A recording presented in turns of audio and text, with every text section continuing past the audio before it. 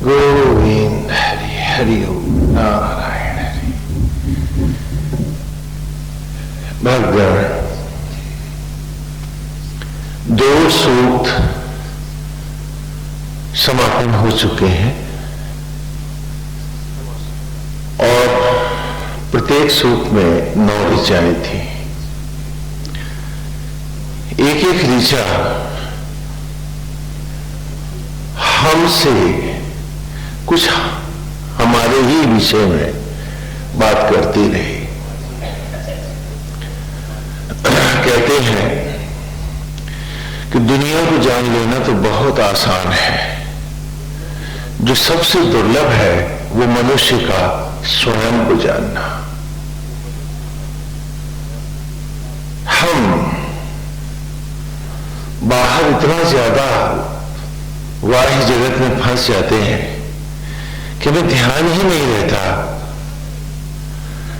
कि हम कौन हैं, क्या है, क्यों है, किसके द्वारा है, कौन लाया है हमको। और वो सारे प्रश्न हमारे अधूरे रह जाते हैं।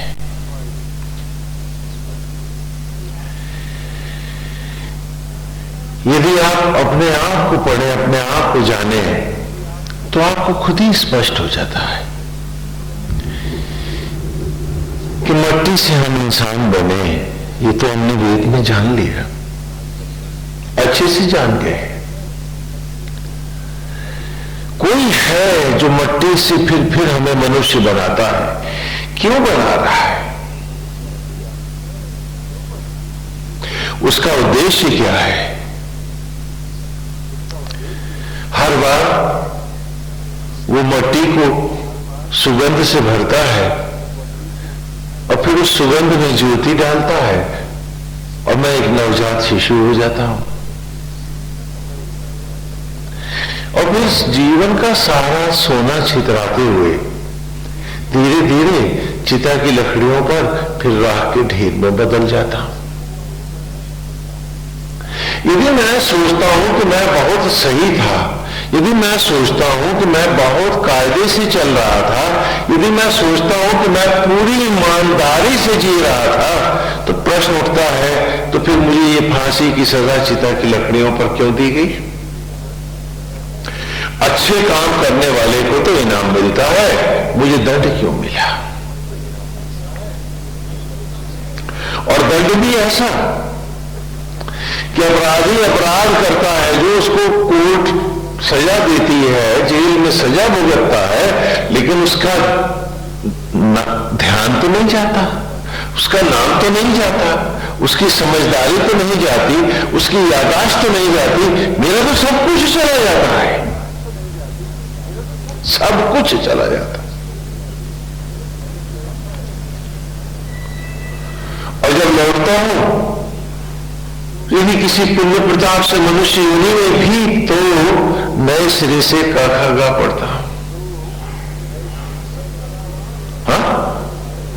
आजीवन कारावास पाए हुए कैदी से भी बदतर हालत मेरी होती है। क्यों? यदि हम पास होते तो पूछते अपने आप से, तो शायद फिर हम मालाओं के लटके झटके तक अपने आप को नहीं रोकते, पूरी ईमानदारी से अपने आप को खोजते, ढूंढते कि मैं कौन हूं, मैं क्या हूं, क्यों हूं, कैसे हूं। वेद का ऋषि यूं ही खोजता है अपने आप को। कल्पना कीजिए कि आप अपने अतीत के बचपन के क्षणों को देख रहे हैं। आप सब देखते हैं, हाँ? मन का पंखी, मन का ये जो पंछी है, ये तो बिना पंख के कल्पना की उड़ानें भरता है। कल्पना करें कि आप अपने ही अतीत में तैर गए हैं, सब कुछ दिखता है, वो सड़कें, वो गलियां, वो पेड़, वो पौधे, वो मन मनुष्यों के चेहरे, वो पशु पक्षी जिनसे आपका बड़ा आत्मीय संबंध रहा है, कौन है जो बिसरता है? सभी तो दिखते हैं। आप अपनी कल्पनाओं में क्षण क्षण उन्हीं गलियों में भी दौड़ लेते हैं, उन मकानों पर भी टहल लेते हैं, लेकिन सच बताइए कि सब कल्पनाओं में देखते हुए भी क्या आप उस बालक को देख पाते हैं जो आप हैं? क्या उसका चेहरा देख पाते हैं हम? बोलिए, देख पाते हैं हम? हर चीज गली में दौड़ता हुआ भी आप देख सकते हैं, लेकिन आप नहीं देख सकते हैं तो उस मासूम बालक का वो चेहरा ही तो नहीं देख सकते हैं। यानी मेरे अतीत में मैं सब कुछ देख सकता हूं, नहीं देख सकता हूं तो अपने को नहीं देख सकता। कैसी विचित्र बात है। तो मैं अपने भीतर बैठे हुए उस सत्य को कैसे देख सकता हूं वर्तमान में भी? इसलिए कहता हूं, दूसरों को जान लेना बड़ा आसान है, लेकिन अपने अतीत की भी हर खिड़की खोल सकते हो तुम। सब कुछ देख लोगे, न देख पाओगे तो अपना वो शिशु रूप, अपना चेहरा ही न देख पाओगे। घुटनों को लगी चोट भी देख लोगे, घुटनों को भी देख लोगे, थोड़ी कल्पना की गहराई में उतरोगे, लेकिन नहीं देख पाओगे तो देखने वाले का ही चेहरा नहीं देख पाओगे जो तुम हो।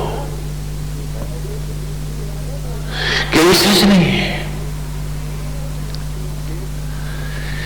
कि दुनिया को पढ़ लेना बहुत आसान है, बहुत आसान है, लेकिन अपने तक लौट पाना बड़ा मुश्किल है।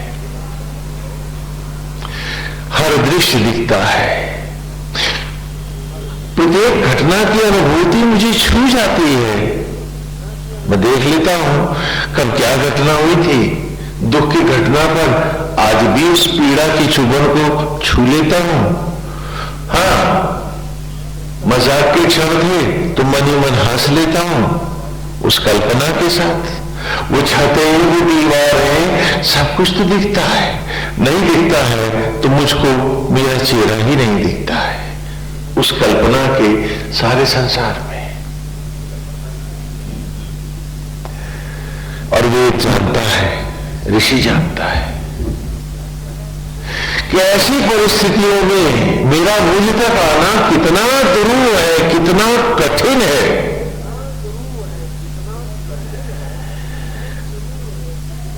एक और चित्र देता हूं मैं आपको।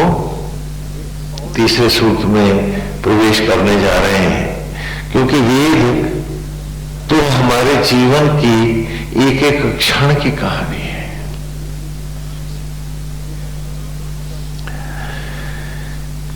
मैं देखता हूं कि मैं एक यात्री हूं, एक डब्बे में बैठा हूं, ट्रेन है, रेलगाड़ी के डिब्बे में बैठा हूं।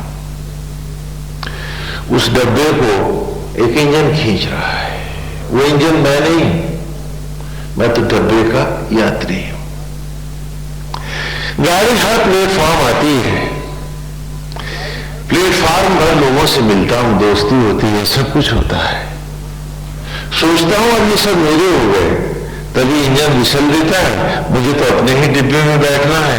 गाड़ी आगे बढ़ जाती है, प्लेटफॉर्म पर लोग वहीं रह जाते हैं, साथ जाती हैं, थोड़ी दूर तक तो उनकी यादें, और उसके बाद अगला प्लेटफॉर्म, अगले लोग। वो गाड़ी चलती कैसे है? वो इंजन में ऊर्जा कहां से लाता है? वो कोयला और पानी कहां से लाता है ड्राइवर? वो कैसे उसको चलाता है? वो कैसे पटरियों को भी सही रखता है, पहियों को भी दौड़ाता है? हमें कोई जानता नहीं है, क्योंकि हम तो यात्री हैं। इंजन का ड्राइवर तो नारायण है, और ये यात्रा यूं ही बढ़ती रहती है। हम सब चलते रहते हैं, बढ़ते रहते हैं, और इस पूरे प्रकरण में प्लेटफार्म के लोग, प्लेटफार्म के रिश्ते, उनकी यादें, फिर पिछले प्लेटफार्म के छूटने का गम, अगले प्लेटफार्म तक पहुंचने की आतुरता, और फिर मिलन और फिर बिखराव। यूं तो जीवन की गाड़ी चलती है। उस क्षणिक मेल मिलाप को, जो थोड़ी देर गाड़ी रुकी है, सिग्नल झुकने तक, सीटी बजने तक, झंडी हिलने तक, बस इस बीच के अंतराल को हम बहुत बड़ा मान लेते हैं और यूं हम भटकते रहते हैं। हम अपने तक पहुंच नहीं पाते। हम उस गाड़ी को भी नहीं पहचान पाते जो हमें लादे जा रही है, लिए जा रही है प्लेटफॉर्म से प्लेटफॉर्म तक। और हम प्लेटफार्मों की दोस्तियां किए बैठे हैं, भूल जाते हैं कि हम तो यात्री हैं और प्लेटफार्म तो क्षणिक ठहराव है। यही योनिया है। जीवन की गाड़ी 84 लाख स्टेशनों से गुजरी तो मनुष्य की योनि के प्लेटफॉर्म पर आई। प्लेटफॉर्म सब कुछ नहीं है, गाड़ी ने आगे जाना है, यही हम भूल जाते हैं। लेकिन वेद का ऋषि इसे याद रखता है और हमने देखा कि हर विचार, हर क्षण उसने याद दिलाया आपको। आज की शिक्षा हमें सिर्फ प्लेटफार्म तक बांधती है, यात्रा की बात नहीं बतलाती है। कल की शिक्षा में, कल के ज्ञान में, नॉलेज में हम अपने आप को जानते थे, वहीं से हम शुरू हो जाते थे।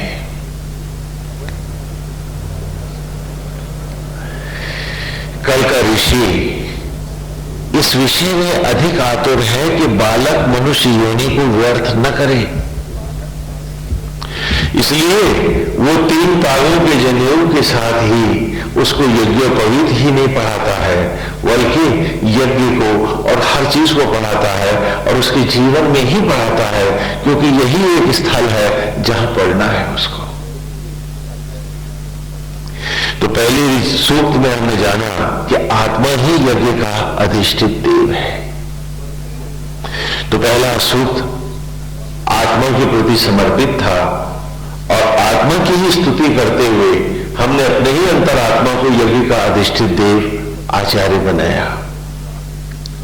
दूसरे सूत्र में हमने पढ़ा कि आत्मा के साथ जो प्राण वायु है, मेरा प्राण ही उपाचार्य है, उपरित्विज है। जैसे मुझ में है वैसे ही सब में है, चाहे वो ग्रह है, नक्षत्र है, जो भी प्रकट हो रहे हैं वो उसी आत्मा के द्वारा ही प्रकट हुए हैं और प्राणवायु के द्वारा ही वो प्राण पल्लवित हो रहे हैं। लेकिन प्रकट कैसे हो रहे हैं, वो आज का तीसरा सूत्र का आरंभ है। आए तीसरे सूत्र के प्रथम विचार में प्रवेश करें। अश्विना यज्वरी ऋषो द्रवत पाणी शुभस्पति पूर्वभोजा चनाश्चितम। ये आज की ऋचा है। तीसरे सूक्त की प्रथम ऋचा है। मधुचंदा ऋषि हैं, ऋग्वेद का आरंभ है, पहले ही ऋषि हैं प्रथम मंडल के। अश्विना, अश्विन सूर्य को भी कहते हैं और अश्व माने तो आप जानते हैं घोड़ा होता है।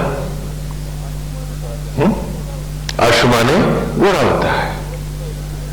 अश्विना यज्वरी ऋषो, यज्ञों के द्वारा मेरा संहार, उत्पत्ति और पोषण करने वाली। क्योंकि यज्ञ की ज्वाला ये ब्रह्म अग्नि ही तो है, यही तो अश्विना है। अश्विना माने ब्रह्म ज्वाला। और अश्विना का दूसरा नाम क्या है? देवकी। देव माने आत्मा, देव माने आत्मा, देव माने ईश्वर। तो आत्मा, ईश्वर और देवकी माने ब्रह्म ज्वाला। और कृष्ण की माता जी का नाम क्या है? देवकी। तो यहां अश्विना यज्वरी ऋषो, यज्ञों के द्वारा मेरा संहार, उत्पत्ति और पोषण करने वाली। हाँ, और इन शब्दों से अब हम सब अपरिचित नहीं हैं, क्योंकि दो सूक्त की, प्रत्येक सूक्त की 9 ऋचाओं में हम इस रहस्य को जान के आए कि आज भी ये ब्रह्म ज्वाला ही तो है जो चिता की राख को पुनः अग्नियों के द्वारा ही ज्योति के कणों में, ज्योतियों को ही सृजन करके यथा वनस्पतियों में, पुनः वनस्पतियों को अग्नि के कणों में, शरीर में, ज्योति में लौटाकर जब पुनः सृजन करती है, तो वनस्पतियां जो पहले भस्मी थी वे ही तो हैं जो शिशु का रूप ग्रहण करती हैं रक्त मांस के कणों में परिणित होकर। आपने लड़का पैदा करने के लिए लड़का खाया नहीं था, अन्न खाया था, याद रखिए इस बात। और आज भी आत्मा होकर ये ब्रह्म ज्वाला ही तुम्हारे जूठे अन्न को ज्योतियों में लगाती है, तो तुम्हें सोचने की, समझने की, दौड़ने की, चलने की, शरीर की एनर्जी, ऊर्जा, शक्ति, ताप बनता है। यही बात यहां इस ऋचा में कही गई है कि पहली बार वो बालक रूप देखे, रूप अपना जो कभी नहीं देख पाता अपने को, है ना। अभी बताया था ना कि आप अतीत की, बचपन की कल्पनाओं की हर तस्वीर देख सकते हैं, गलियां देख सकते हैं, उन गलियों में दौड़ सकते हैं, आप उन्हीं घरों में घूम सकते हैं, उन्हीं पेड़ों को छू सकते हैं, लेकिन नहीं देख सकते हैं तो छूने वाले इस बालक का चेहरा ही नहीं देख सकते हैं जो आपका अपना है। You can't see yourself. Veda एक ऐसा अद्भुत ग्रंथ है, एक ऐसा दिव्य ग्रंथ है जो पहली बार हमको हमारा रूप दिखाता है। तो कहा अश्विना यज्वरी ऋषो द्रवत पानी, हाँ, पिघलते हुए, लहलहाते हुए हाथ अथवा लपलपाती हुई जीवाओं वाली, जरा लपटों से उठती हुई लपटें देखिए। और शुभस्पति, संपूर्ण शुभत्व को देने वाली ये अग्नि, ये ब्रह्म ज्वाला जो हम सब में प्रज्वलित है, जो सचराचर की जगत जननी है, आदि शक्ति है, जगदम्बा है। वो न होती तो भस्मियों से बालक कैसे होता, शुभत्व कैसे होता, सचराचर कहां होता। पूर्वभुजा जनस्थितम, असंख्य मुखों से अथवा असंख्य भुजाओं से संपूर्ण सचराचर का सामग्रीवत भक्षण करने वाली उस ज्वाला का ध्यान करें। वे ही यज्ञ की अग्नि है, वे ही है उमा है, वे ही दुर्गा है, वे ही पार्वती है, वे ही सरस्वती है, वे ही ब्रह्म ज्वाला है जो हम सब के अंतर में प्रज्वलित है। यही यज्ञ की अग्नि है। बाहर के यज्ञ में बाहर को जलाने के लिए दिया था, क्योंकि जब तक बाहर को बाहर नहीं जलाएंगे भीतर आने की सुधि कहां होगी। भीतर लौटेंगे कैसे, अपने आप को पढ़ेंगे कैसे, अपने आप को जानेंगे कैसे। मट्टी का खेल ही तो करते रहेंगे, मट्टी होने के लिए संभवतः। अभी कहा ना कि बड़े से बड़े अपराधी को आजीवन कारावास भी हो जाता है तो उसका ज्ञान नहीं लिया जाता, उसका नाम नहीं लिया जाता, उसकी डिग्री नहीं ली जाती, उसकी यादाश्त नहीं ली जाती। ली जाती है क्या? उसके सोचने और समझने की शक्ति नहीं ली जाती। लेकिन हम सबको चिता की लकड़ियों पर जो सजा मिलती है उसमें ये सब भी ले लिया जाता है। हम कितने बड़े अपराधी हैं। क्यों? क्योंकि हमने प्लेटफार्म को प्लेटफार्म नहीं माना, अपनी जिंदगी बना बैठे और वक्त के पहियों के नीचे हम कचरे गए, चिथड़ों में काटे गए और बहा दिए गए।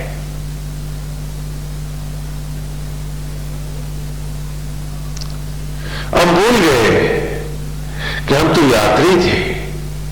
प्लेटफार्म पर गाड़ी जितनी देर रुकती है उतनी ही देर का मिलन है, और ये गाड़ी के स्टेशन तो 84 लाख है, बार बार घूमते हैं। क्या पिछले प्लेटफॉर्मों की याद है तुम्हें? वो बीत गए सो बीत गए, तो वर्तमान में भी तो कलगत होना है। तो इससे न मुंह लगा, आज अपने को पढ़ ले, अपने को पहचान। गाड़ी प्लेटफॉर्म पर रुकी है, कुछ चाय नाश्ते पानी के लिए है, कुछ अच्छी बोल शब्दों के लिए है, और फिर सीटी बजेगी, सिग्नल झुकेगा, झंडी हिलेगी, यात्रा आगे चल देगी, तो किसी के कंधे पे होगा या गाड़ी के डिब्बे में होगा, पता नहीं इसका। इस प्रकार आज इस शब्द को पहचानने की जरूरत है। अश्विना पहला शब्द ही ले रहे हैं ऋचा का, इसे ही स्पष्ट करेंगे, तभी ये ऋचा हमारे सामने पूरी तरह से सुस्पष्ट होगी। एक मार्कंडेय पुराण की कथा आती है। विश्वकर्मा ब्रह्मा जी हैं, भगवान ब्रह्मा है। ब्रह्मा जी के एक बड़ी ही सुंदर मानस पुत्री है, कन्या है। ध्यान से सुने कथा को। विश्वकर्मा ब्रह्मा जी है। ब्रह्मा जी की एक पुत्री है जिसका नाम है संज्ञा। क्या नाम है? संज्ञा शब्द का अर्थ जानते हैं ना? संज्ञा सर्वनाम वगैरह सुना है? हाँ, संज्ञा माने नाम, इंग्लिश में क्या कहेंगे उसको? हाँ, नाम, संज्ञा। जैसे किसी का नाम है कैलाशनाथ, तो उसकी संज्ञा क्या है? कैलाशनाथ संज्ञा है। उसकी बेटी का नाम भी क्या है? संज्ञा। तो संज्ञा बड़ी सुंदर है, बहुत अति सुंदरी है। धीरे धीरे जैसे जैसे वो बड़ी होती है, वो सूरज को देखती है, सूरज की रोशनी को देखती है, उसके प्रकाश को देखती है और उस पर मोहित होती चली जाती है संज्ञा। पिता ने देखा, विश्वकर्मा ने, ब्रह्मा जी ने देखा कि संज्ञा तो युवती हो गई है, बड़ी हो गई है संज्ञा। दोनों ने संज्ञा से कहा, बेटी अब तुम विवाह की योग्य हो, यदि तुम आज्ञा दो तो मैं स्वयंवर की घोषणा करूं, जिससे तुम अपने इच्छित वर का चयन स्वयं कर सको। तो संज्ञा ने उत्तर दिया कि आप स्वयंवर की कल्पना ही क्यों करते हैं? मैं तो बचपन से ही सूर्य को मन ही मन अपना पति मान चुकी हूं। हाँ, संज्ञा ने किसको पति मान लिया है? सूर्य को मैं पति मान चुकी हूं। यदि मैं विवाह करूंगी तो सूरज से ही करूंगी, सूर्य से ही शादी करूंगी और किसी को पति रूप में स्वीकारूंगी नहीं। ब्रह्मा जी ने कहा कि क्या बावली बात कर रही है तू संज्ञा? अरे क्या तूने सूरज की अग्नि नहीं देखी, उसकी ऊष्मा नहीं देखी, उसका तेज नहीं देखा? क्या नहीं देखा तूने? तू सूरज को पति रूप में कैसे ग्रहण कर पाएगी? तेरा दांपत्य कैसे चलेगा? तू तो उसकी अग्नि से ही झुलस जाएगी। इतना बड़ा साहस क्यों कर रही है संज्ञा? तू ऐसा क्यों कर रही है? ब्रह्मा जी ने समझाया, लेकिन संज्ञा का हक है कि वो तो सूरज से ही विवाह करेगी।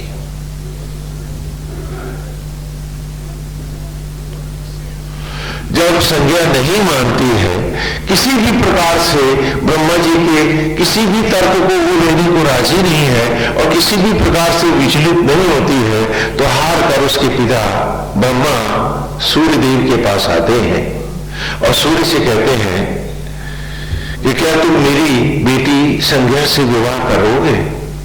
तो सूर्य ने उत्तर दिया कि आपकी इच्छा ही मेरा आदेश है, आप तो सचराचर के स्वामी हैं, परम ब्रह्म है, विश्वकर्मा ब्रह्मा है। आप ही ने सचराचर की और मेरी भी सृष्टि की है। लेकिन आप इतना तो सोचिए, मेरी अग्नि कैसी है, मेरा दाह कैसा है, मेरा तेज कैसा है। क्या आपकी बेटी इस अग्नि को सहन कर पाएगी? तो विश्वकर्मा ने, ब्रह्मा ने कहा कि ये सारी बातें मैंने अपनी पुत्री को समझाई, लेकिन वो किसी भी प्रकार से विचलित नहीं होती है। अरे सूर्य, वो तुमसे ही विवाह करना चाहती है। उसने कहा, देव आप जैसा उचित समझे करें, मैं आपको अर्पित। और इस प्रकार ब्रह्मा की बेटी संज्ञा का विवाह सूरज से हो गया। किससे हो गया? और इस दाम्पत्य में पहला बेटा हुआ मनु। कौन हुआ? हाँ, मनु का नाम सुना है ना आपने, जिसकी पत्नी शत्रुघ्न भी सुनी है आपने, वही कथा सुना रहा हूं आपको। मनु हुआ। लेकिन पुत्र के होने के बाद थोड़ी सी क्षीण होने लगी संज्ञा, और वो सूर्य के ताप से भयभीत होने लगी। कुछ सह नहीं पाती थी अब गर्मी उसकी, क्योंकि कमजोर हो गई थी संज्ञा। और वो अब सूर्य से बचने लगी, भागने लगी। सूर्य नारायण ने समझा कि संज्ञा उनका अपमान कर रही है, उनकी उपेक्षा कर रही है, और कई बार उन्होंने समझाना चाहा, और इसी बीच में कभी वो क्रोध में आए तो उन्होंने अभिशप्त भी किया। तो पहली बार जब संज्ञा गर्भवती थी, श्राप दिया, तो दूसरा बेटा यम हुआ। यम सूर्य का दूसरा पुत्र संज्ञा से हुआ, और एक बेटी भी हुई जिसका नाम यमुना है। यम और यमुना, ये दो संतानें हुई। अब तो संज्ञा और भी क्षीण हो गई, भयभीत रहने लगी, बड़ी डरी डरी रहे। सूरज को देखे तो उसका ताप न सह पाए, और सूर्य समझे कि मेरी उपेक्षा कर रही है, और सूर्य कुपित हो जाए तो उसका ताप और बढ़ जाए। एक बार ऐसी बात में बैठी अपनी पीड़ाओं को सोच रही थी संज्ञा, तभी उसकी परछाई की तरफ उसका ध्यान गया। हाँ, जैसे आप बैठते हो तो आपकी परछाई होती है, तो परछाई की तरफ उसका ध्यान गया। तो संज्ञा के मन में एक विचार आया। उसने परछाई को ही अपना रूप दिया और उससे कहा कि वो सूरज के साथ रहे, और स्वयं संज्ञा धरती पर भाग आई और अश्विना बनकर पुनः तप करने लगी, जिससे उसमें तेज आए तो वो सूरज का सामना कर सके। मेरी कथा आप लोगों को बड़ी अटपटी सी लगी होगी, और पुराणों की कथाओं का अक्सर लोग आप समझते हो पुराण माने पुराना होता है ना, पूर्व माने देह, यानी आप सबके शरीर का जो अणु माने जो सूक्ष्म है वो पुराण है। मैं आपको आप ही की कहानी सुना रहा था, और आप थे इस गफलत में कि कहानी दूसरे की समझ रहे थे और स्वयं को पढ़ नहीं पा रहे थे। देखिए, ब्रह्मा जी की पुत्री का नाम क्या है? मैं संज्ञा ही तो है। सबसे पहले प्रकट होती है मैं, और इस मैं संज्ञा ने, अर्थात इस जीव संज्ञा ने विवाह किया सूरज से, आत्मा से, शरीर में। आप सबका पति आपका अंतरात्मा ही तो है, और प्रकृति रूप आप सब संज्ञा ही तो है। चाहे मैं कहूं कैलाशनाथ, चाहे मैं कहूं रामनाथ, चाहे मैं कहूं श्यामनाथ, ये सारी संज्ञाएं संज्ञा ही तो है, और इन सब का विवाह इनकी अपनी अंतरात्मा सूरज से ही तो है।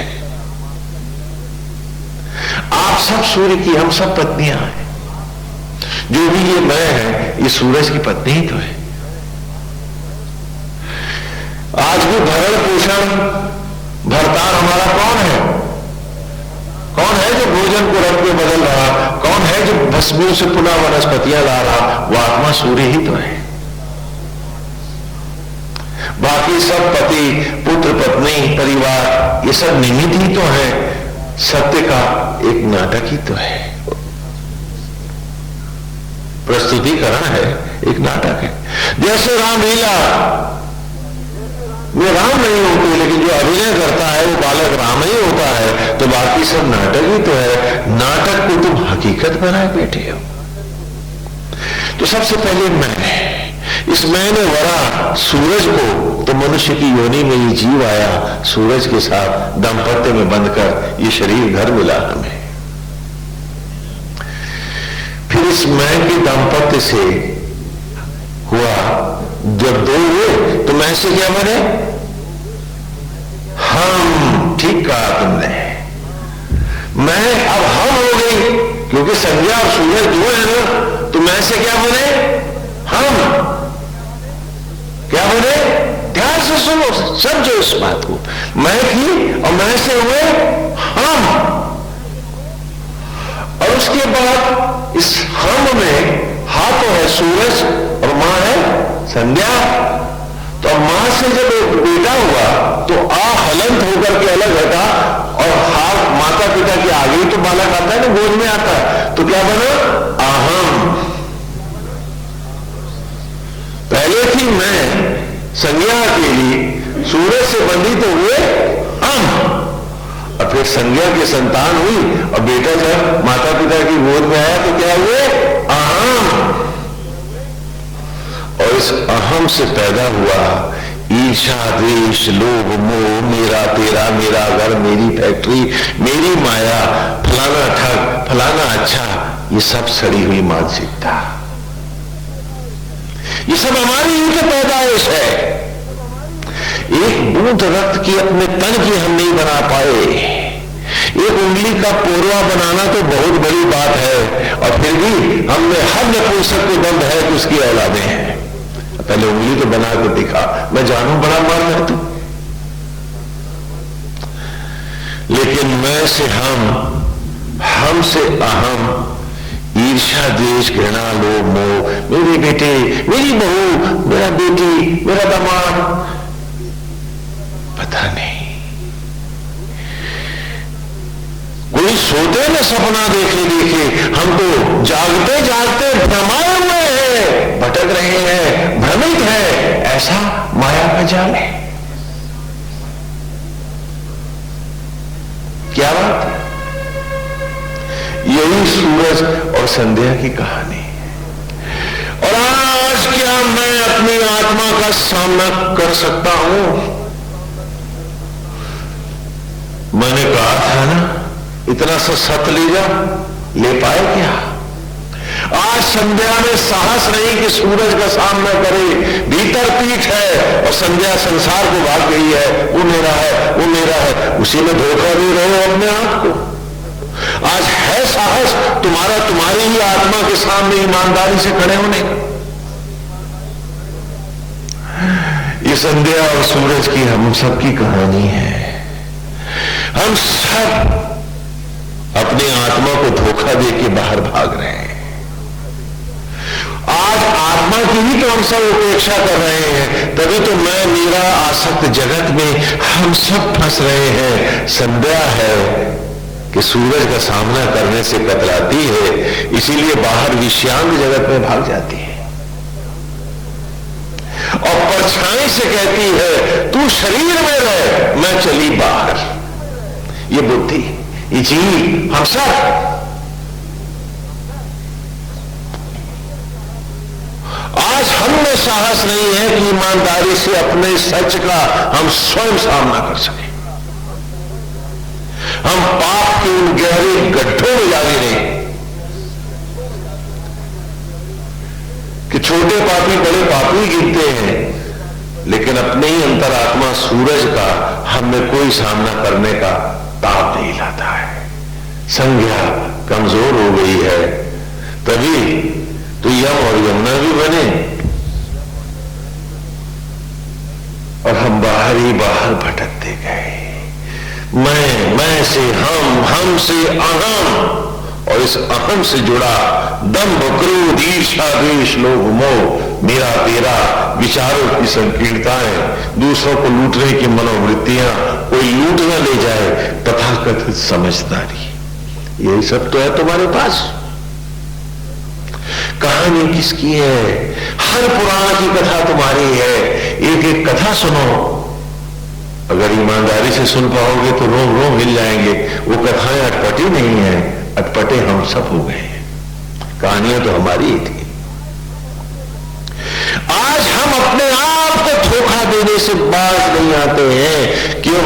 क्योंकि संज्ञा सूरज की उपेक्षा के अतिरिक्त और कुछ कर भी तो नहीं सकती है। सूरज है इतना पवित्र मेरा आत्मा, ऐसा जगमग ज्योतिर्मय सचराचर का स्वामी, वो मेरी जूठन को बदलता रक्त में बन के मेरा बर्ताव, मेरे शरीर रूपी परिवार को पालता। वो मुझ में साहस नहीं कि आज मैं अपनी ही आत्मा के सामने खड़ा हो जाऊं। क्यों? क्योंकि मैं तो बाहर भीख मांग रहा, मुझे ये ला दे, मुझे वो ला दे, मेरा ये हो जाए, मेरा वो हो जाए। आज संज्ञा सूरज को झुठला चली है। आज वो अपने पुत्रों के साथ का भी सामना करने का साहस, मनो अर्थात समय काल के सामने भी खड़ी नहीं हो सकती है। और वक्त है कि पूछता है मां को और पता चलता है कि काल से भी हमने वक्त को भी धोखा देना चाहा तो चिता की लकड़ियों पर हमारी ही इंतजार हो रही थी, क्योंकि हर धोखेबाज को लौट नहीं आना पड़ता है। आज संज्ञा अश्विना बनी है।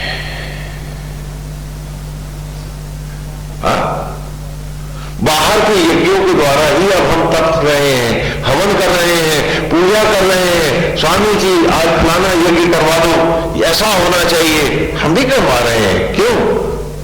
क्योंकि संज्ञा को यदि कहीं तेज मिलेगा सूरज का सामना करने का तो उस बाहर के हवन यज्ञ में, क्योंकि भीतर तक जाने के लिए भी तो ये पुल चाहिए। ठीक है, होगा कोई हनुमान जोड़ के पहुंच जाएगा लंका, बाकी सारी सेना के लिए तो सेतु एक पुल चाहिए। इसलिए नल नील पुल बनाते हैं कि जिससे बाकी सेना भी लंका पहुंच सके, प्रभु के साथ जा सके। तो बाहर का जो यज्ञ है, इसका अर्थ ये नहीं कि आप इसकी उपेक्षा करो, क्योंकि संध्या यही इसी यज्ञ में आती है तपने के लिए कि शायद इस तप में मैं अपने हर पाप को, इच्छा को, लोभों को जलाकर इतना तप जाऊं कि भीतर सूरज से लिपट सकूं, अपने ही आत्मा से लिपट सकूं मैं। तो इसलिए हवन नित्य करना चाहिए और करना इसी भावना से चाहिए कि आज यहां तप करके, आज कुछ न कुछ यहां जलाकर मुझे अपने भीतर समाना है, अपने सत्य को धारण करना है। संध्या सूरज के सामने अवश्य जाएगी। ये गृहस्थी, ये मनुष्य योनि, ये व्यर्थ न जाएगी।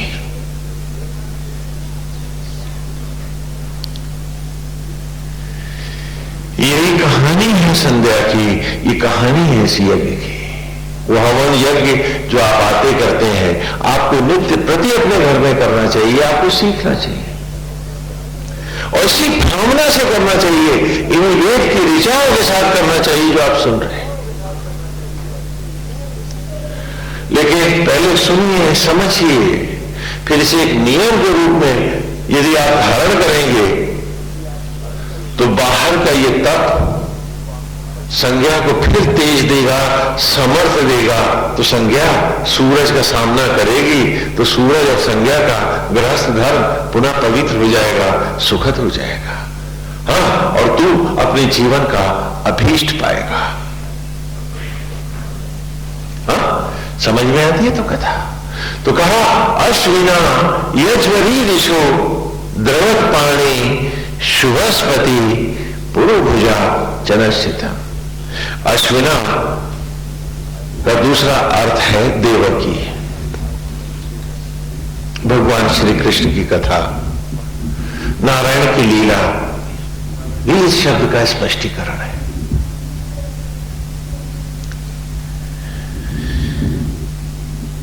भगवान श्री कृष्ण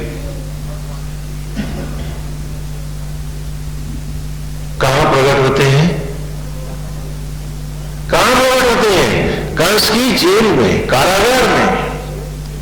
वो कारागार क्या है? मोआद मिथ्याभिमानी मन को ही हमने कंस कहा है। आपका जो विषयांग मन है यही तो कंस है। और इसी में कृष्ण उत्पन्न होगा। कौन पिता होंगे? जेल में बंद कौन है? वसुदेव। वसु माने अग्नि और देव माने देवता। तो अग्नियों का देवता कौन हुआ? आत्मा। और देवकी कौन? देव से देवकी कौन हुई? ब्रह्मज्वाला, अश्विना। ये आत्मा, वसुदेव और देवकी ही तो शरीर रूपी जेल में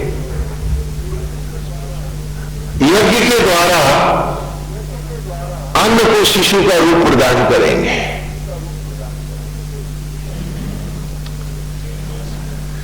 क्योंकि हर यज्ञ की ज्वाला अश्विना है, अर्थात देवकी है।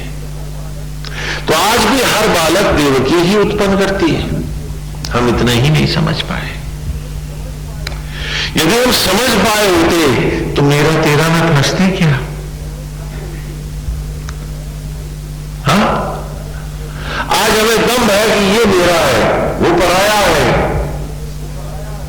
काश हम इन कथाओं में, इस यज्ञ में, इस यज्ञ को यूं कहो कि आप अपने आप को पढ़ पाए होते। तो आज ये सब नहीं होता। आज ये सारी बातें नहीं होती।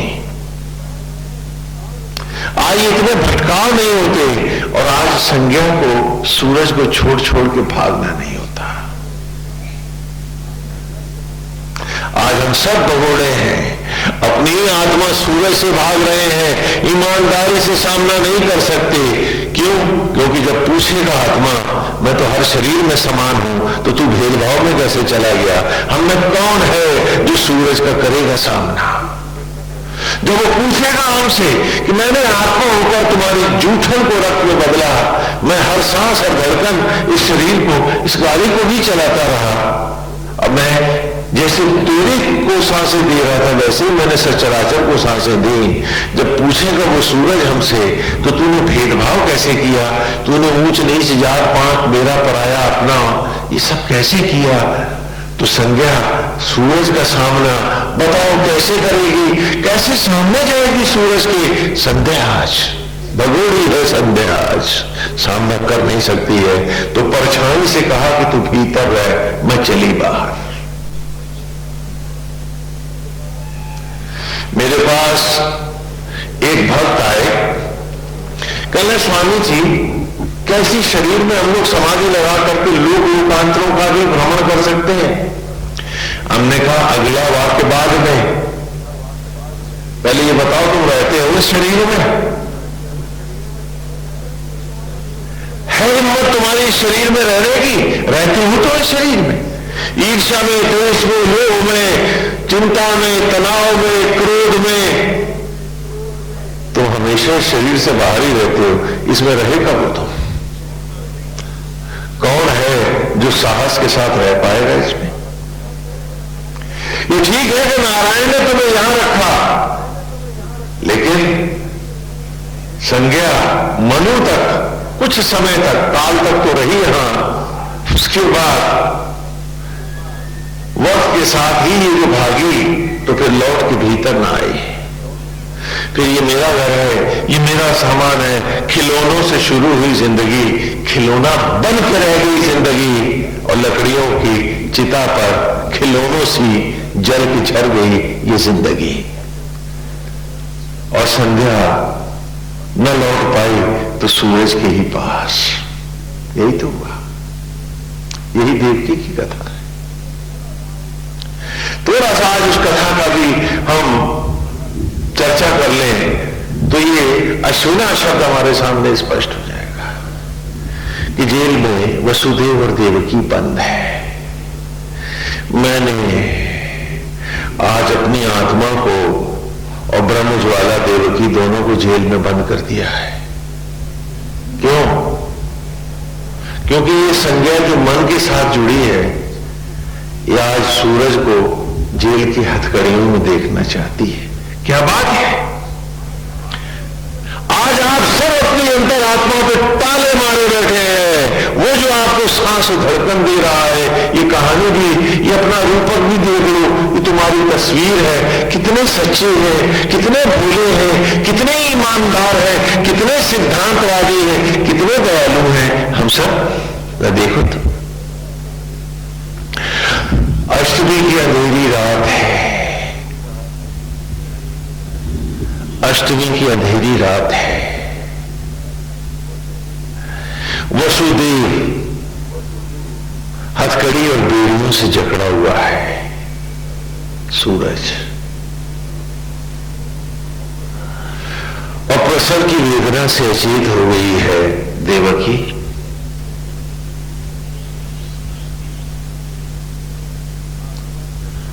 आठवां प्रसव होने को है। बाहर गहरी अंधेरी रात है। शीशेदार जेल में बड़े बड़े ताले पड़े हैं। मशाल की रोशनी छन छन कर भीतर आ रही है। बाहर घनघोर घटाएं छाई हैं। लगता है पानी बरसेगा। कौंधती बिजलियां, उनकी आवाज और चमक, और फिर नीरवता, स्तब्धता।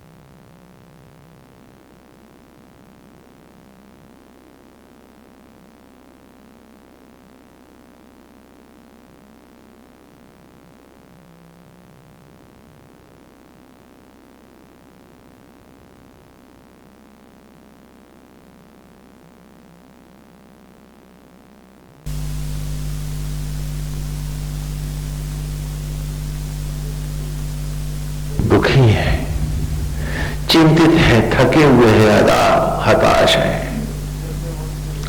जब जब उनकी निगाहें देवकी के भोले निष्पाप चेहरे पर पड़ती हैं तो वो तड़प उठते हैं कि वसुदेव तू इसे क्या दे पाया, क्या दे पाया तू इसे। इसके पैरों के महावर, गले की माला भी न सूखी थी और तू इसे जेल में ले आया। वो पापी कंस इसके पुत्रों की हत्या इसके सामने करता रहा और तू हथकड़ी और बेड़ियों में जकड़ा कुछ न कर पाया। हर बार इसके स्वप्न सजे ये मां बनी, हर बार इसकी कल्पनाओं के फूल खिले और एक नवजात शिशु इसके सपनों का सुकुमार प्रकट हुआ और वो पापी पिशाच दौड़ा आया। पत्थर की शिला पर उसे मांस के लोथड़ों में छितराकर ठाके लगाता हुआ वो चला गया। हर बार एक चीख के साथ लुटी सी देवकी बेहोश हुई और हर बार हथकड़ी और बेड़ियों के साथ तो अपने बालों को ही नोच कर रह गया। वसुदेव तो इस बेचारी देवकी को क्या दे पाया, क्या दे पाया तू इसे।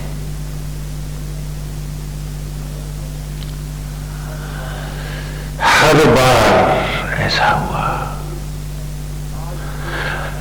आज फिर आठवां प्रसव होने को है। वो पापी पिशाच आएगा और फिर वही विभत्स लीला करके चला जाएगा। ये भी कोई जीवन है? क्यों बांधी थी कसम ऐसी? एक बात बता सकते हैं आप मेरे को? एक सवाल पूछ रहा हूं आपसे कि वसुदेव और देवकी को कंस ने जेल में क्यों बंद किया है? तो बताओ तो, बोलो। क्योंकि इनका जो बेटा है वो कंस को मार डालेगा, है ना? आपने भी तो सत्य रूपी वसुदेव और न्याय रूपा देवकी को रोज, हर दिन, हर मिनट झूठ की जेल में बंद करके रखा है ना? क्यों? क्योंकि सत्य और न्याय का बेटा आपके और आपके रिश्तेदारों के खिलाफ जो है, इसलिए इसे भी झूठ की जेल में बंद करो। वसुदेव रोटी बंद हुए तो आप बड़े प्रभावित हो गए, बड़े दुखी हुए, और आपने सारी जिंदगी अपने ही आत्मा वसुदेव को और ब्रह्मज्वाला देवकी को झूठ की जेल में बंद किया। माला भी फेरी उसकी। मैं नहीं कहता हूं कि आपने भजन नहीं गाया, ये व्रत त्योहार नहीं किए, ड्रामे भी सारे किए आपने, नाटक भी बड़े ऊंचे हैं आपके।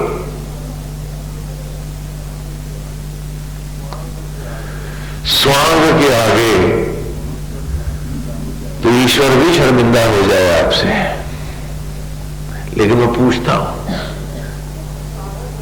कि किस साहस से आपने झूठ का और प्रेम का सहारा लिया सच को झुठलाने के लिए?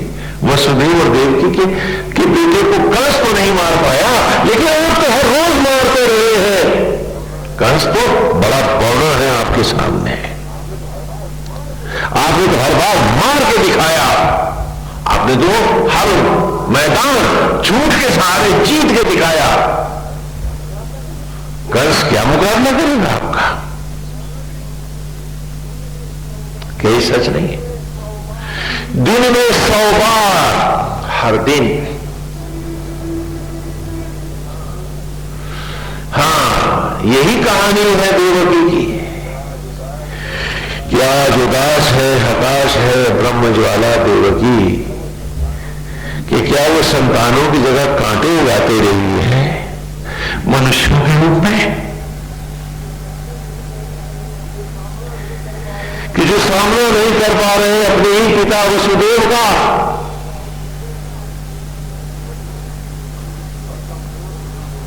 और कमजोर हो गई है देवकी और अश्विना बनकर भाग रही है बाहर, क्योंकि सूरज का सामना आज संज्ञा कर नहीं सकती है।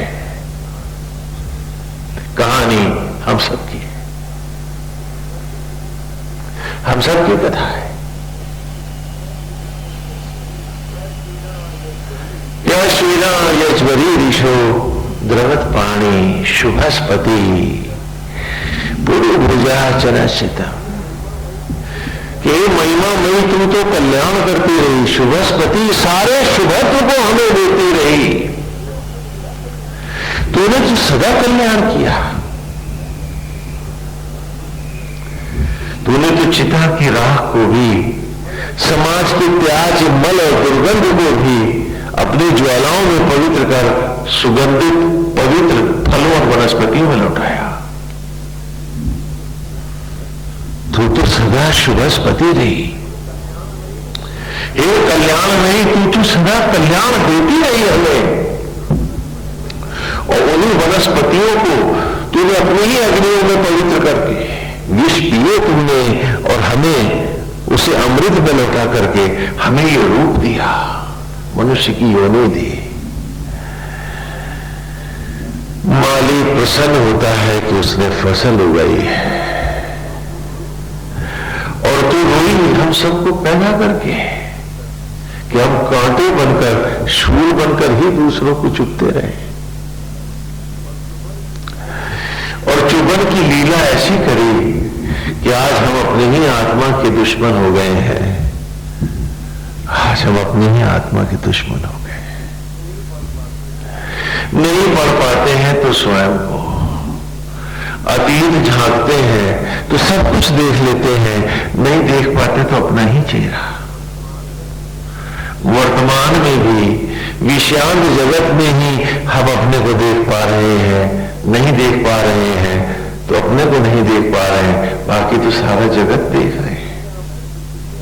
दुनिया भर की कीचड़ और बुराई, दुनिया भर का ऊंच नीच, दुनिया भर की नाप जोख सब हमारे पास है। हम सब ठेकेदार हैं, हम सब विद्वान हैं। अगर खो गई है पहचान हमसे तो हमारी खो गई है। परछाई से कहा है भीतर बैठ, हम चले बाहर, ये शरीर जेल है, इस घुटन में कौन रहेगा। जबकि सांस यहीं लेंगे, धड़केंगी यहीं, रक्त भी का कण भी यहीं मिलेगा, रोशनी और ऊर्जा भी यहां से लेंगे, लेकिन हम होंगे ऐसे कृतघ्न कि एहसान बाहर पे करेंगे, भीतर पलट के न देखेंगे। हम इतने दयालु हैं, हम इतने समझदार हैं। कहानी हमको ऋषि हमारी सुना रहे हैं, ये गीत हमारे हैं।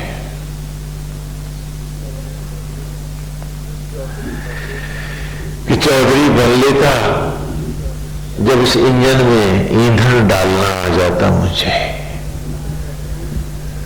अभी तक तो अन्न का दाना बनाना नहीं आया, तो फिर मैंने क्यों मान लिया कि मैं चौधरी हूं, मैं ठेकेदार हूं। कैसी विचित्र बात है।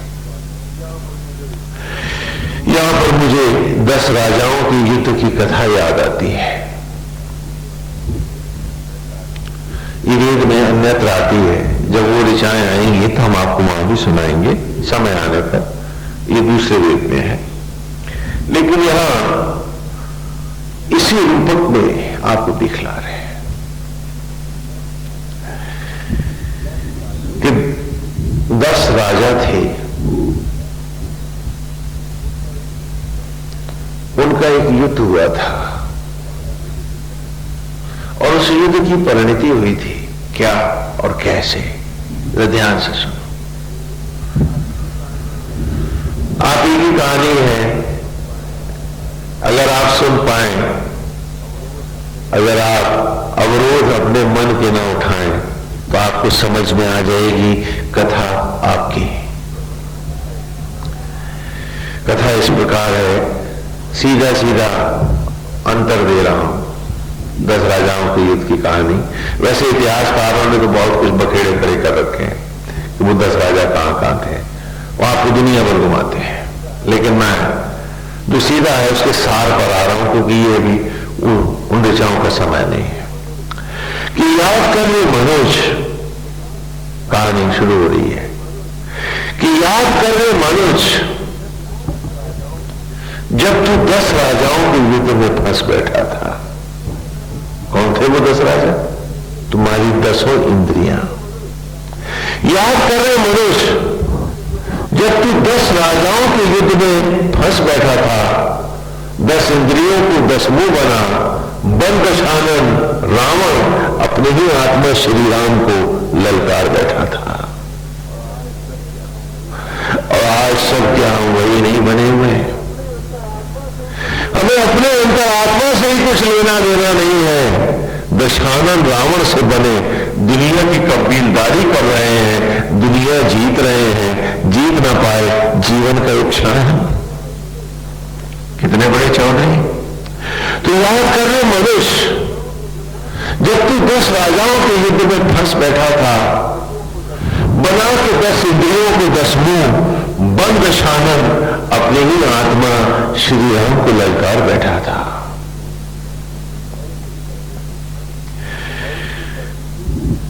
और उसकी परिणति चिता की लकड़ियों पर राख के अंबार में तो छितरा गया था। न होता आत्मद्रोही तो छोड़ के जाता तेरा अंतरात्मा क्यों तुझे, बता जवाब दे। दुनिया का ठेका था और आत्मा से द्रोह। बड़ा सियाना था तू। याद कर ले मनुष्य, और उस अपने आत्मा को युद्ध के लिए ललकार बैठा और उसकी परिणति भस्मी के अंबार में लौट गया था। तब तुझको तेरा सत्य पढ़ाने के लिए, तुझे जीवन का सत्य दिखाने के लिए मैंने बनाया पौधा। और रात से पहले पहले क्या बना? क्या बने? पौधा। खड़ा हुआ था उसी खेत में जिसे जोतता रहा था कल तक। कल का मालिक था खेत का, और आज क्या बना है? बोलो बोलो, पौधा। आगे सुनो कहानी कि जब तेरा बेटा भी तुझे उखाड़ने आया, उसे थोड़े ना मालूम है कि पापा जी हैं। जानता है वो? कि जब तेरा बेटा ही तुझे उखाड़ने आया, अरे तो तू रो न सका, चिल्ला न सका, इतना भी तो कह न सका कि बेटे आज तू मुझे यहां भी उखाड़ेगा। तेरी ही अप्रीतियों के कारण मैं रावण बन के अपनी आत्मा के साथ छल करता रहा, और उस छल के कारण आज इस गति को आया हूं, तो तू मुझे यहां भी नहीं रहने देगा। इतना भी नहीं कह न सका। कह सका क्या? और क्या वो बेटा जानता है कि तू बात है उसका? मंच से उतरे हर कलाकार अपने घर को, कौन किसका रिश्तेदार है? वो तो मंच का नाटक था, रामीना थी वो तो।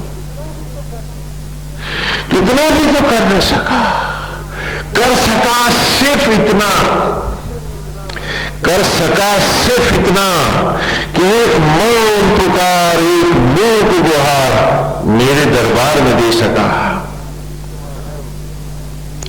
कि माधव, हे कृष्ण, हे सूर्य, जिसके लिए, जिनके लिए मैं भटका, मैं आया तो ही बना, आज उन्हीं के हाथों में निपटाया जा रहा हूं।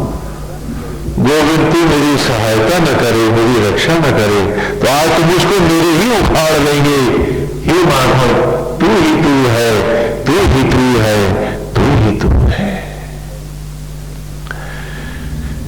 कर सका सिर्फ एक इतना। मैंने चाहा तो तू उखड़ने से बच गया, और मैंने नहीं चाहा तो तू अपनों के द्वारा ही उखाड़ा गया।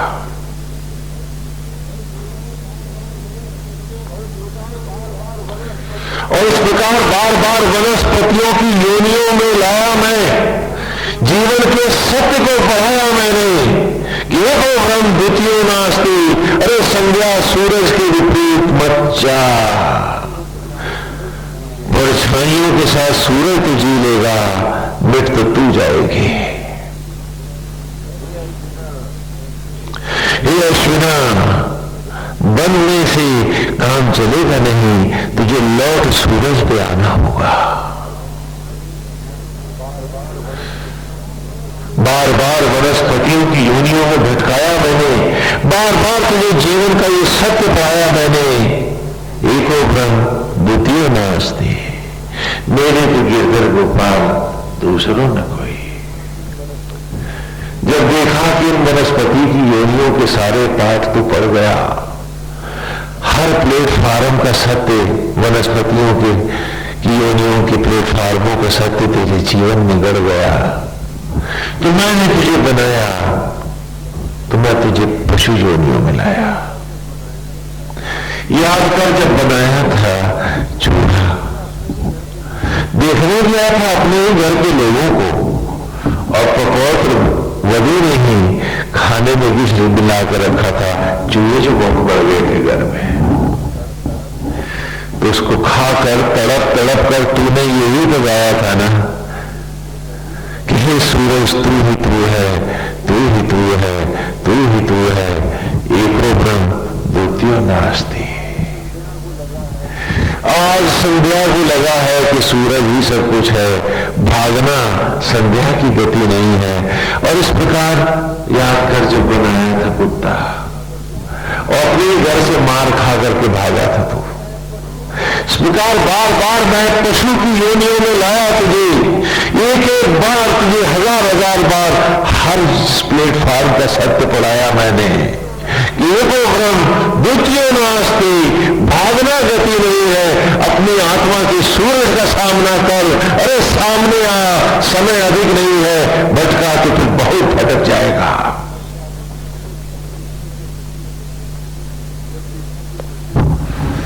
जब देखा कि पशु योनियों का सत्य भी तू पड़ गया, शब्द शब्द तेरे अंतर में गड़ गया, तो मैं तुझे बनाया पक्षी। बैठा हुआ है पेड़ पर पकड़ के डाली, हर रात एक मौत है, हर जिंदगी सुबह जिंदगी है नहीं। रात को तेनी से पकड़कर बैठा हुआ है तो चाहे आंधी उखाड़ दे, चाहे ओले पछाड़ दे, तो अपनी रक्षा कर नहीं सकता, अंधियारी मौत से लड़ नहीं सकता।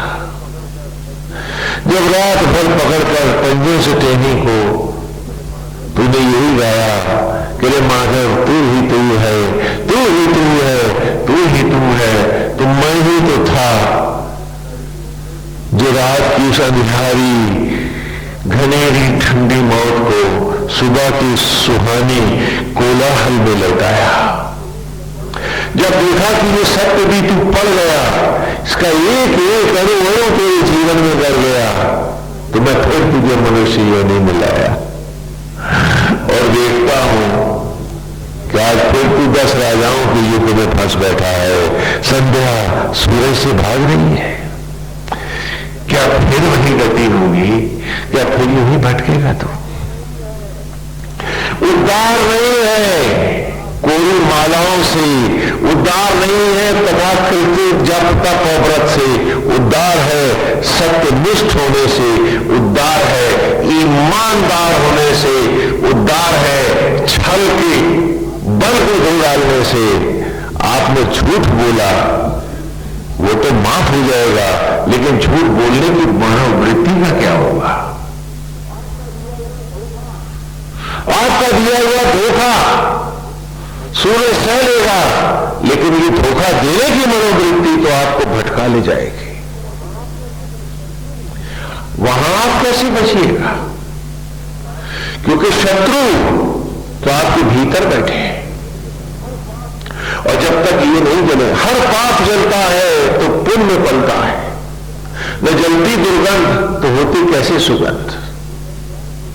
यही जीवन है। पिछले रविवार को भी मैंने बताया था कि जो मिटा नहीं वो उठा नहीं, कि जामुन का बीज, जामुन की गुठली यदि अपने रूप को न खोती तो टहनी और पत्तियों में कैसे लहलहाते हैं। आप है कि अपने छल को, छद्म को, अपने कलुष मन को, अपनी संकीर्ण मनोवृत्तियों को सजाकर पोष कर रखे हैं, उसे उपलब्धि बनाए बैठे। बताइए आप छूटेंगे कैसे? जिसने जहर को ही धंधा बना लिया है उसका उद्धार कैसे होगा? उसका उद्धार इसी यज्ञ में होगा, अश्विना में होगा। ये भी अश्विना है। तो जब संध्या अपने आत्मा का सामना न कर पाई सूरज का, तो लोग हवन यज्ञ में आए। आज आप वहां भी नहीं टिक पा रहे हो, वहां से भी भाग रहे हो। हवन होता है, कोई मतलब आपसे नहीं है, आप खाली आहुतियां डाल के, स्वामी जी बड़ा आनंद आया। पूछो क्या तुम्हारे पल्ले पड़ा, क्या तूने चलाया? हाँ? यदि आप इन ऋचाओं के साथ में मस्करापन करें तो बात समझ में आती है, लेकिन आप तो इन्हें समझ ही नहीं पाए तो मस्करापन भी क्या करते आप?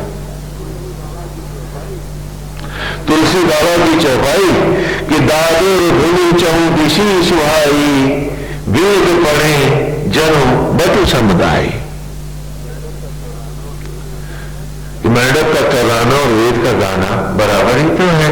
यदि तुमने इन दिशाओं को जाना ही नहीं, अपने जीवन में उतारा ही नहीं, गीता में भगवान कहते हैं कि अर्जुन, मेरे इस रहस्य को बहुत से लोग नहीं सुन पाते हैं, नहीं समझ पाते हैं।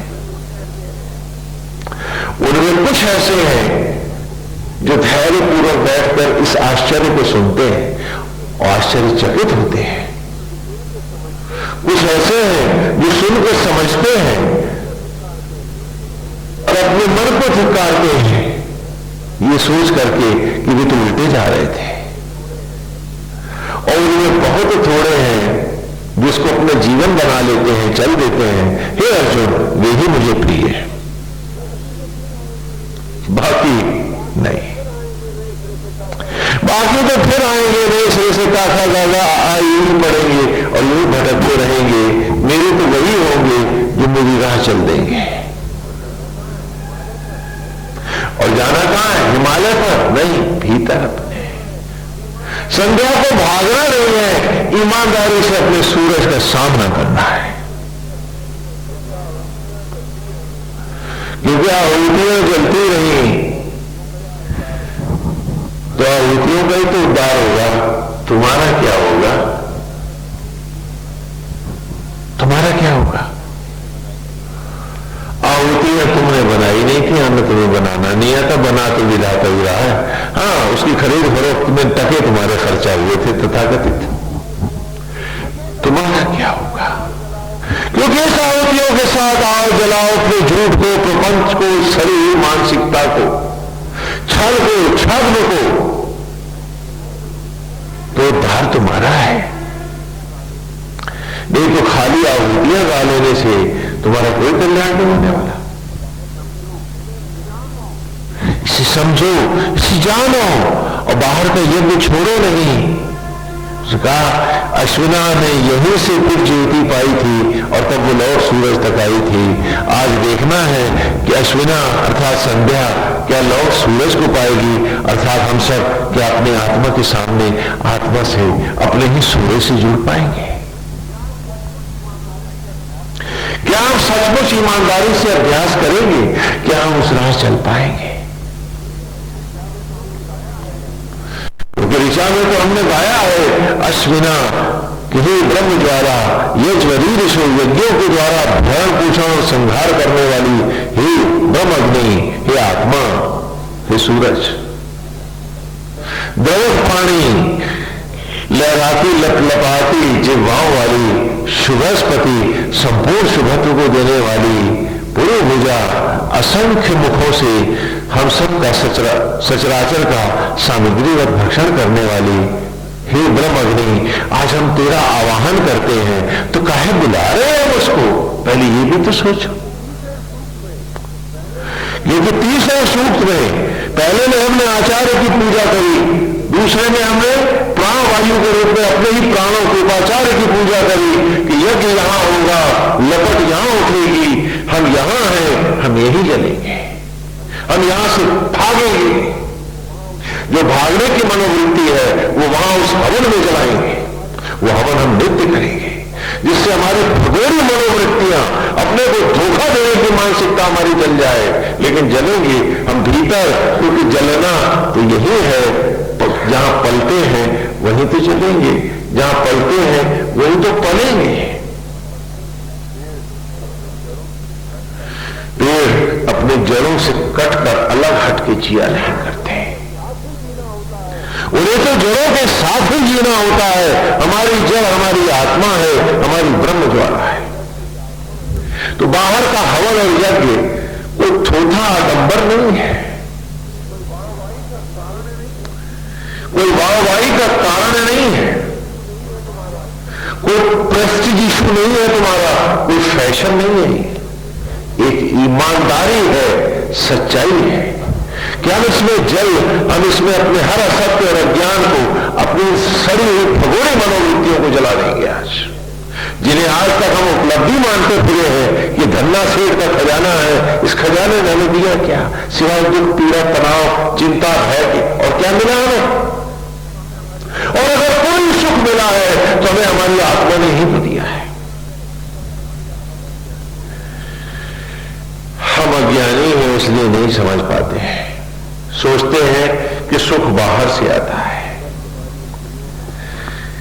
अगर तुम्हारी इंद्रियों में सामर्थ्य नहीं हो तो तुम कौन सा सुख उठा सकते हो? बोलो। अगर आंख देख ही नहीं सकती तो कौन सा सौंदर्य है जो तुम्हें सुखी कर सकता? बोलो। अगर जीव का स्वाद ही मर जाए तो कौन सा भोजन है जो तुम्हें सुख दे सकता? अगर कान से तुम बहरे हो जाओ, सुन ही ना पाओ, तो कौन सा भजन और गीत है जो तुम्हें आनंददायी होगा? अगर इंद्रियां शिथिल हो जाए तो बताओ कौन किसका पूरक होगा, कौन किसको वासनाओं में सुख देगा? तो बोला किसको? अपनी अंतरात्मा को। सुख तो आत्मा में था, आत्मा आनंद में था। अधिश्रक्त अंधों की तरह बाहर सुख खोज रहे थे तुम। धोखा फिर अपने को दे रहे थे, सूरज से भाग रहे थे और सूरज से सब कुछ ले भी रहे थे तुम। ये संज्ञा और सूरज की कहानी हम सबकी कहानी है।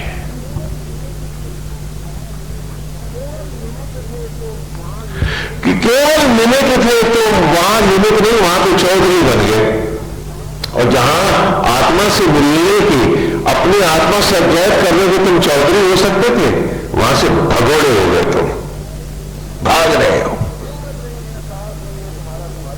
हिम्मत नहीं है, साहस नहीं है तुम्हारे सामने खड़े होने का, और मुखौटे लगा करके दूसरों को अपने तथाकथित ईमानदारी के चेहरे हम सब दिखाते हैं। क्यों?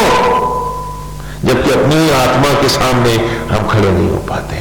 आज हमें सोचना होगा। और क्या ये जीवन यूं ही व्यर्थ हो जाएगा? क्या ये फिर हम उसी भटकाओं में, उन्हीं प्लेटफार्मों पर, इसी डब्बे के बंधक बन के भागे फिरेंगे?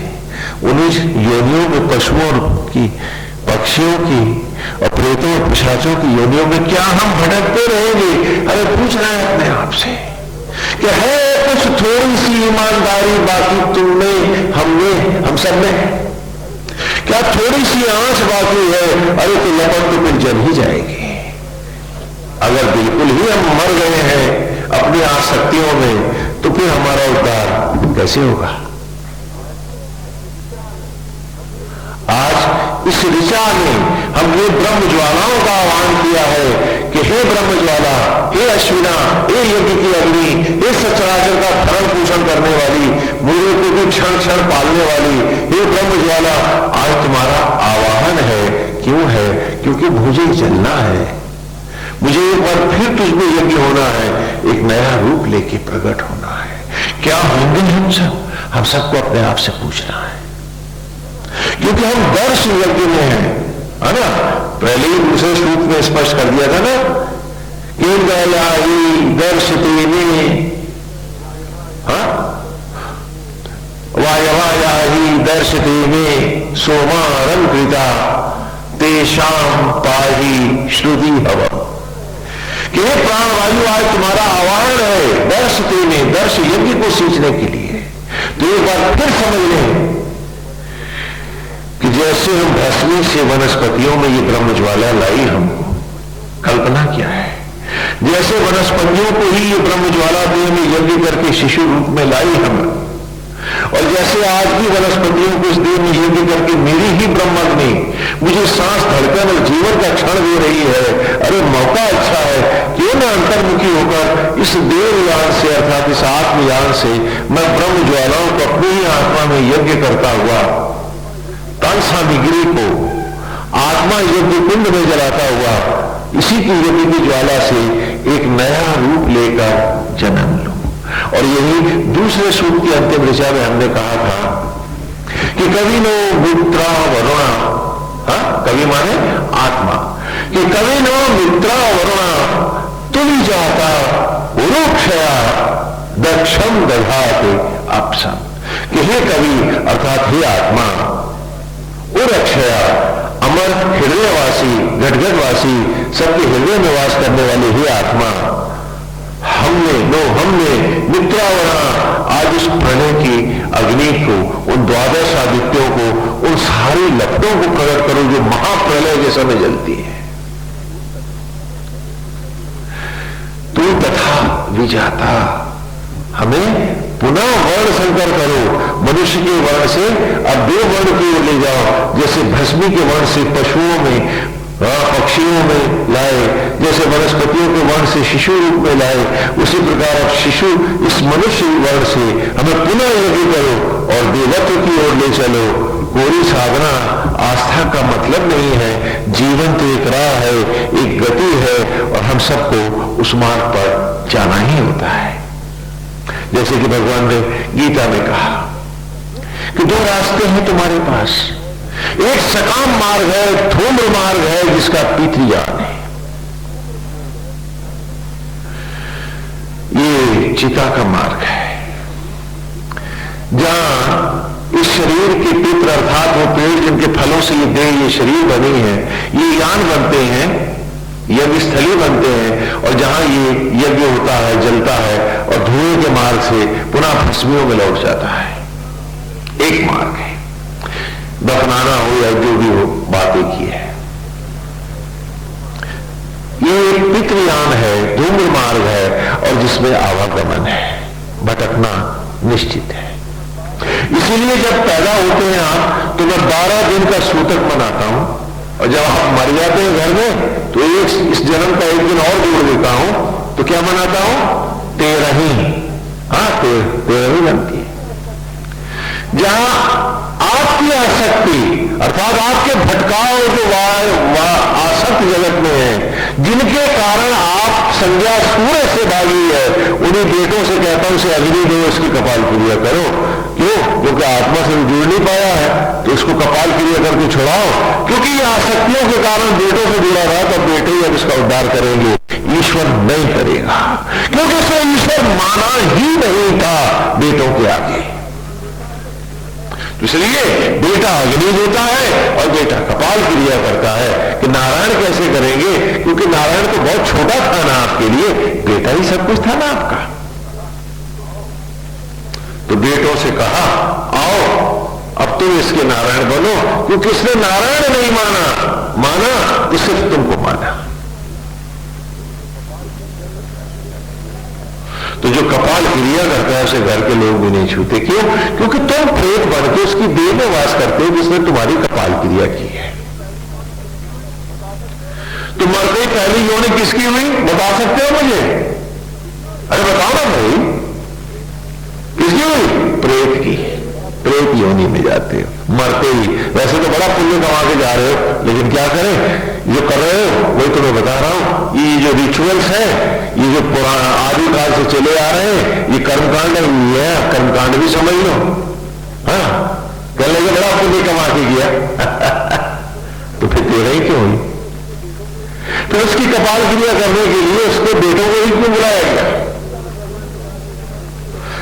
इसीलिए गीता में भगवान ने कहा कि शुक्ल कृष्ण गति लेते जगता शाश्वते मते एक याति अनावृत्तिम अन्य आवर्तते पुनः, अन्य आवर्तते पुनः, ये वही है।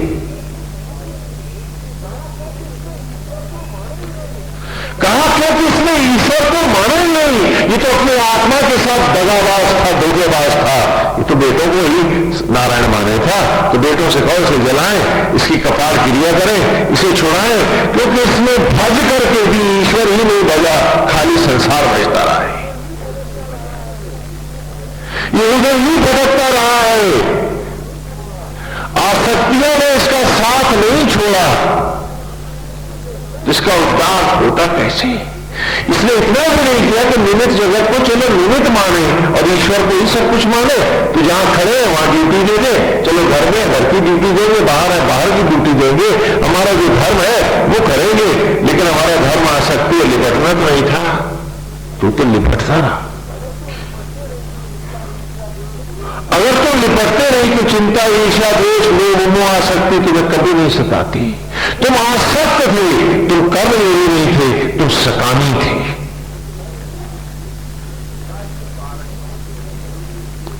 तो कहा इसलिए 12 ही को 13 ही करो।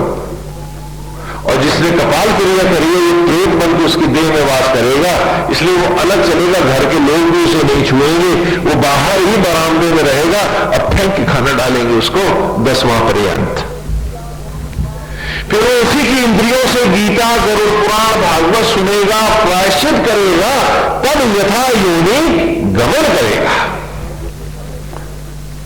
अब आप कहते हो स्वामी जी उसने 10 मंदिर बनवाए थे। हाँ भाई बनवाए होंगे, मनुष्य योनि जल्दी बन जाएगी, लेकिन जो पाप किया वो प्रायश्चित भी तो करेगा ना। क्योंकि इसका सबसे बड़ा पाप ये अपने साथ धोखेबाज था, ये अपनी आत्मा का सामना ही नहीं कर पाया, ये तो झूठ को ही सच मानता रहा, इसलिए ईश्वर को कभी ईश्वर नहीं माना। तो अब इसका ईगो, इसका दम्भ और इसके बेटे ही तो इसका उद्धार करेंगे, तो कहां ले जाएंगे? पिशाच योनियों में ही तो, क्योंकि ईश्वर जब साथ नहीं देगा तो सांस धड़कन है ही नहीं, तो प्रेत और पिशाच की योनि तो होगी।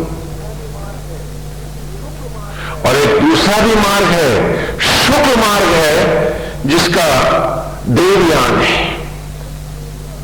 शुक्र माने ज्योतियों का मार्ग है, जहां धुआं नहीं है। कि तन सामग्री को मैं अपनी ही आत्मा को यज्ञ का आचार्य बनाता हूं, प्राण उपाचार्य है, ब्रह्म ज्वाला यज्ञ की ज्वाला है। अगले सूक्त में आएगा तन सामग्री है, और उसके अगले सूक्त में आएगा जीव होकर मैं यजमान। लो मेरा यज्ञ स्थल शुरू हो गया और मैं अपने ही भीतर जलने लगा, अपने में खो गया। इसी का नाम तप है, इसी का नाम समाधि है। आंख मूंदना कोई समाधि नहीं होती, ये सब नाटक होता है जो आप लोग करते हो।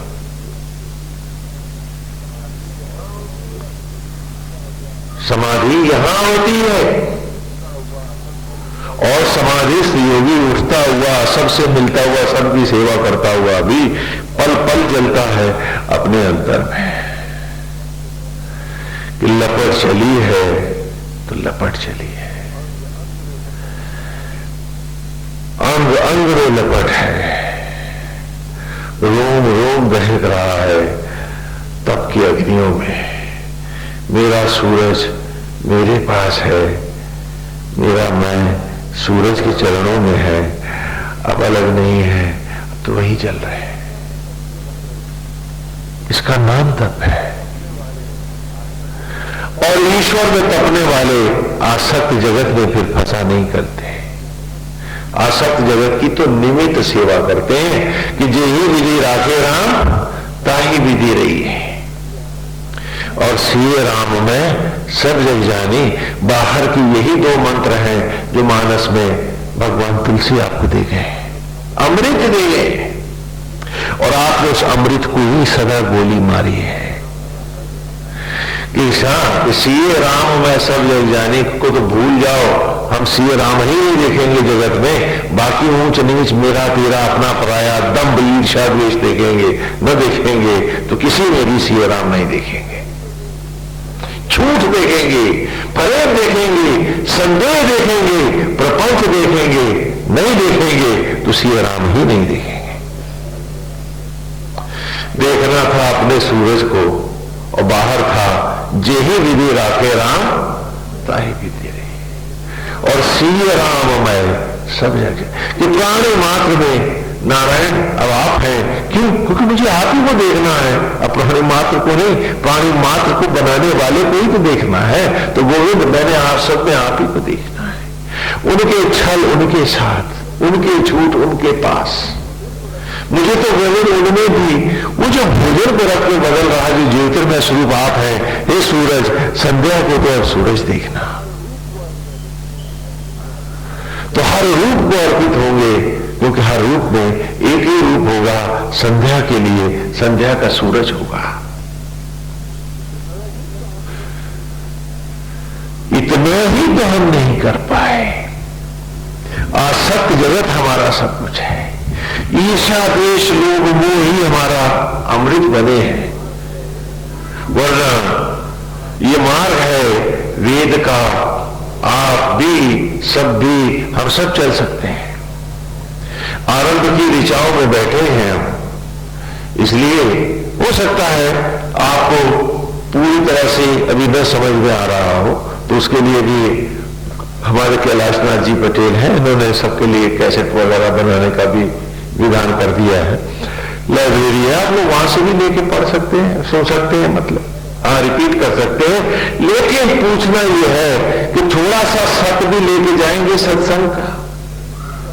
इतना ही सत हम लेते जाएं कि जब उंगली हमने बनाई नहीं है, शरीर नहीं बनाया, तो अब हम अपने को तो धोखा नहीं देंगे कि जब हमने अपना तन ही हमें बनाना नहीं आया तो हमने बेटा बेटी कहां बनाए हैं। सूरज बनाता है, ईश्वर बनाता है, वो सब उस सूरज के हैं, संदेह की कहां से। और दूसरा कि जब वही आत्मा हो के सब में सबको बना रहा है, जब तक हम मट्टी से एक दाना गेहूं खुद न बना लेंगे, हम किसी के पेट भरने का दंभ नहीं करेंगे, किसी पे दया करने का स्वांग नहीं भरेंगे। जानेंगे हम तो निमित्त हैं, कर तो वही रहा है। क्योंकि पेचकस कभी कारीगर नहीं होता, तारीफ मैकेनिक के हाथ की होती है, तो हाथ तो उसी का है, हम खाली इंस्ट्रूमेंट ही तो है, एक पेचकस ही तो है। तो हम कभी दंभ नहीं करेंगे, विनम्रता से सेवा करेंगे, जिससे हमारी सेवा जब विनम्रता के साथ होगी तो हमें सूरज पे ले आएगी, और हमारी सेवा जब दंभ के साथ होगी तो हमें आसक्त जगत में अपने में आत्मा का दुश्मन बनाएगी। याद रखना इस बात को, और उसकी मनोहारी छवि को मन में इतना बसाएंगे और उसको रिझाएंगे नहीं, हम तो उसके स्वरूप पर रीझेंगे, उसकी मनोहारी छवि पर, उसके सौंदर्य पर रीझेंगे।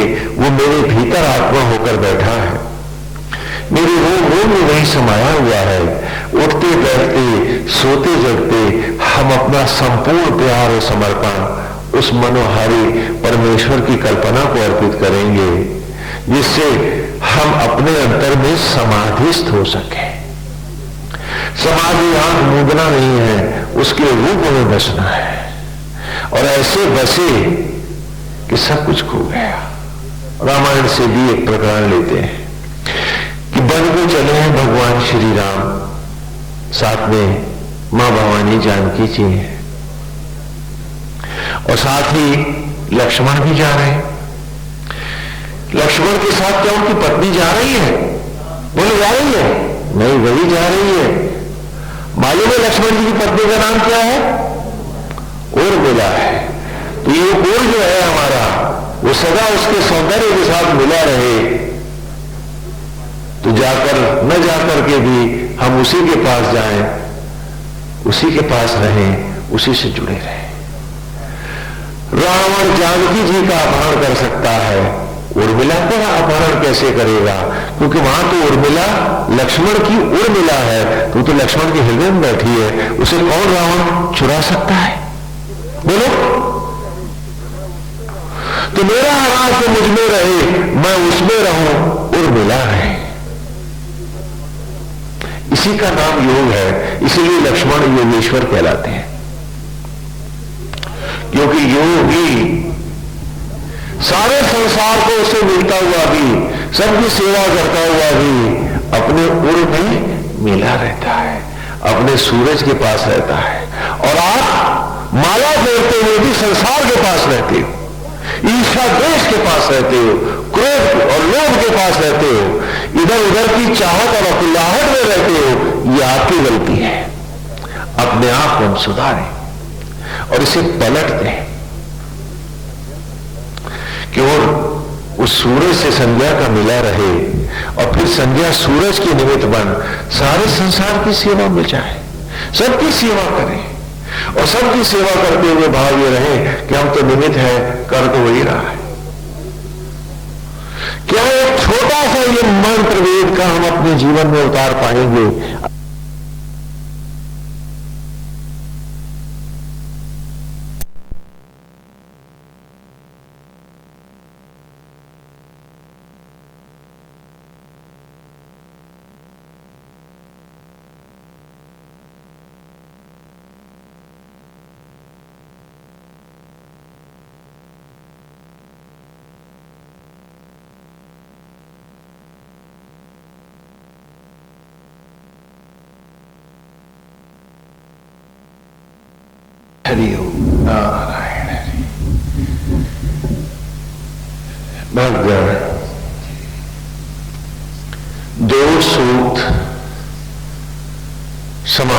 चुके हैं